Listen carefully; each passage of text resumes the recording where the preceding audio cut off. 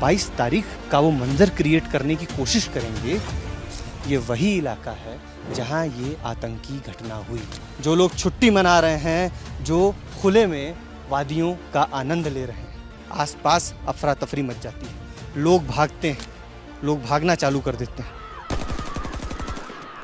और पल भर में जिंदगियां तबाह हो गई। आज इन्होंने ये अपना दुकान खोला है और आज का बिजनेस क्योंकि मंदा चल रहा है। जब टूरिस्ट होते थे तो कितने का बिजनेस हो जाता था?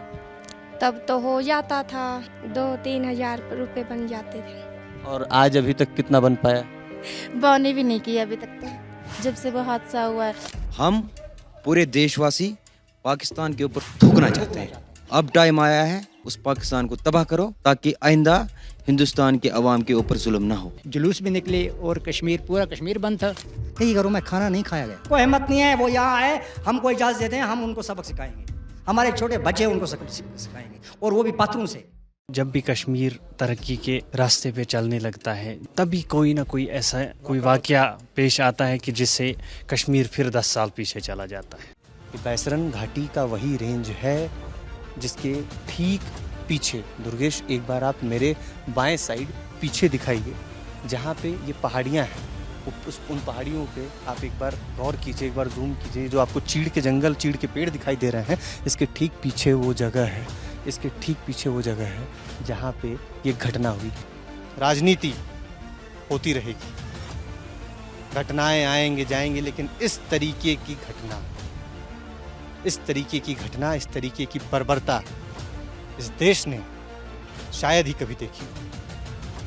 इस तरीके की जो बारबरिक घटना हुई है, इससे पूरा देश स्तब्ध है। और क्यों ना स्तब्ध हो, क्यों ना चर्चा हो, चर्चा करनी पड़ेगी, बातें करनी पड़ेगी। जंगल के आड़ में छुप करके आप आतंकवाद नहीं कर सकते, जवाब देना पड़ेगा, जवाब देना पड़ेगा। 22 तारीख को आतंकी हमला हुआ और उस हमले में शामिल जितने भी आतंकी हैं सबको ढूंढा जा रहा है, सर्च ऑपरेशन चल रहा है और जितने भी लोग शामिल हैं उनके ऊपर ताबड़तोड़ कार्रवाई की जा रही है। और उसी ताबड़तोड़ कार्रवाई के एवज में शामिल होने वाला लश्कर ए तोयबा से जिसका संबंध है, आसिफ नाम बताया जा रहा है और आसिफ ने आतंकियों की मदद की। ये उसी आसिफ का घर है जो आप देख रहे हैं ज़मींदोज़ कर दिया गया है, ब्लास्ट कर दिया गया है। ये दुर्गेश जहां आपको दिखा रहे हैं, ये आसिफ का किचन था। ये आसिफ इस किचन का इस्तेमाल करता था और ये उसके रिश्तेदार का घर है जो घर उन्होंने रहने के लिए नहीं दिया था, ये किचन दिया था बाहर बनवा करके, किचन का इस्तेमाल होता था।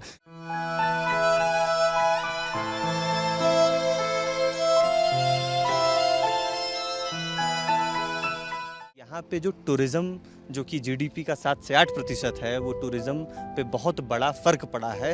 यहाँ के जो आम लोग हैं, आम रहवासी हैं, उनका जो दिनचर्या है, उनको क्या व्यापारिक घाटा हो रहा है, क्या घाटा नहीं हो रहा है, इसको जानने के लिए हम यहाँ पे ग्राउंड पे मौजूद हैं। और हमारे साथ कुछ बच्चियाँ हैं, आप मेरे चारों तरफ आप देख सकते हैं, ये बच्चियाँ हैं जो कि इनका बिज़नेस है।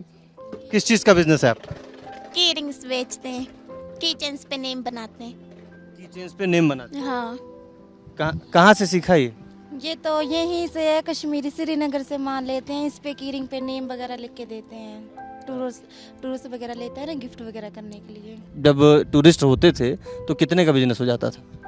तब तो हो जाता था, जैसे कि क्या था, 2-3 हज़ार रुपये बन जाते थे। और आज अभी तक कितना बन पाया?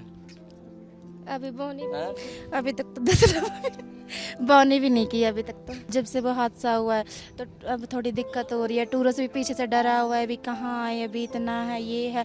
वैसे कईयों का हौसला है जो आ रहा है टूरिस्ट। मैं तो ये कहना चाह रही हूँ, आओ कश्मीर देखो, बहुत ज़्यादा है, मतलब यहाँ पे पुलिस वगैरह बहुत हो चुकी है, पहले से ज़्यादा मतलब कि कर दिया है। तो देखिए, टूरिस्ट को वापस लाने की कवायद है। टूरिस्ट से बोला जा रहा है, रिक्वेस्ट किया जा रहा है कि आप लोग वापस आओ। 22 तारीख को हुए इस हमले पे पाकिस्तान को क्या जवाब देना चाहते हैं, पाकिस्तान को क्या संदेश देना चाहते हैं, और इस समय जो बॉर्डर एक्टिव हो गया है, इन्फिल्ट्रेशंस होते हैं, नॉर्थ कश्मीर में कई घटनाएं होती हैं, इन सारी चीज़ों पे बातचीत करेंगे। देखिए 22 तारीख को जो यहाँ पहलगाम में अटैक हुआ, टेरर अटैक जिसको हम बोलते हैं, ये बेहद दुख की बात है और काबिल मज़म्मत है। ये ऐसा नहीं होना चाहिए था। और हमेशा हमेशा जब भी हमने देखा, जब भी कश्मीर तरक्की के रास्ते पे चलने लगता है, जब भी कश्मीर में अमन कायम होने जा रहा है, तभी कोई ना कोई ऐसा कोई वाक़या पेश आता है कि जिससे कश्मीर फिर 10 साल पीछे चला जाता है। और इसमें हम देखते हैं कहीं ना कहीं इसके पीछे जो पाकिस्तान है उनका हाथ होता है। हाथ क्या होता है ये खुल के पता है, उन्हीं का हाथ है, वही करवाते हैं क्योंकि वो नहीं चाहते हैं कि कश्मीर में शांति हो कभी। क्यों नहीं चाहते हैं कि कश्मीर में शांति हो, क्यों करवाते हैं ऐसा? देखो बात ऐसी है, उनका मतलब जो चाय पानी है इसी भी चल रहा है, लोगों से भीख मांग करते हैं, बस हम इसके लिए ले जा रहे हैं, लेकिन वो नहीं हो सकता है, ना हो सकेगा कभी। उनकी हावी ना पूरी होंगी, ना इससे पहले हुई हैं। लेकिन अब की जो बात है, सबसे ज़्यादा जो मामला हुआ है, उल्टा मामला जो परसों का हुआ है, 22 तारीख का हुआ है, इंसानियत के मतलब बहुत इंतहाई हुआ है। क्योंकि दूसरे दिन यहाँ जुलूस भी निकले और कश्मीर, पूरा कश्मीर बंद था। किस वजह से? कि इंसानियत जो है वो ख़त्म हो रही है। हालांकि मैंने वो न्यूज़ पे देखा, जो सीओ साहब थे वहाँ नेवी के थे, वो 5 दिन हुए थे उनकी शादी को, हाँ वो बेचारे इधर आए तो उनके साथ ऐसा सलूक हुआ। तो इस करके मैं कहता हूँ कि ये जो कुछ हो रहा है सरासर गलत हुआ है। उनकी ये जो नासाजिश, जो निहत्ते लोगों पर उन्होंने जो कत्लेआम किया है, मैं आपके चैनल के माध्यम से प्रधानमंत्री श्री नरेंद्र मोदी जी को एक संदेश देना चाहता हूँ। अब टाइम आया है, जो आपने परमाणु हथियार रखे हैं इनको सेट करो और एक झटके में उस पाकिस्तान को तबाह करो, ताकि आइंदा हिंदुस्तान के अवाम के ऊपर जुल्म ना हो। पाकिस्तानी मंत्री तो कहते हैं कि जो नदी है वहाँ पे भारतीयों का खून बहा देंगे, पूरी नदी में खून से भर देंगे भारतीयों की खून। एक बार आए ना सामने, वो पीछे से कोई भी बोलता है, एक बार सामने आए। भारतीय सेना ने चूड़ियाँ थोड़ी पहनी हुई हैं। 1971 याद नहीं है उनको, 99 याद नहीं है उनको। क्या बात कर रहे हो? अरे कितने जंगें उन्होंने लड़ी हैं। जब पीठ मोड़कर भाग जाते हैं ना कि हिंदुस्तान सेना के सामने, तब उनको समझ आता है। भाई साहब, ऐसे खोखलियां धमकियों से हिंदुस्तान नहीं डरने वाला। आप आइए एक बार देखिए कि हिंदुस्तान की सेना में कितना दम है। पाकिस्तान से सेना जब 99 में जैसे भागी थी ना, उससे पीछे अभी हम अफगानिस्तान तक भगा देंगे। कोई बच्चा, बूढ़ा, जवान जो भी था ना, जब ये सानिया हुआ तो हर कोई कश्मीर में रोता था। अब क्या हम करेंगे इसके अलावा? कई घरों में खाना नहीं खाया गया, इसके अलावा क्या कहेंगे हम बेबस लोग हैं। इंडिया को चाहिए कि पाकिस्तान को सबक सिखाए। ऐसा नहीं चलता है, यहाँ सारा कश्मीर हो रहा है, फिर हम पर इल्ज़ाम लगाया जा रहा है। बात ही नहीं है। इल्ज़ाम हम पूरे हिंदुस्तानी हैं, पूरा कश्मीर पूरा हिंदुस्तानी है।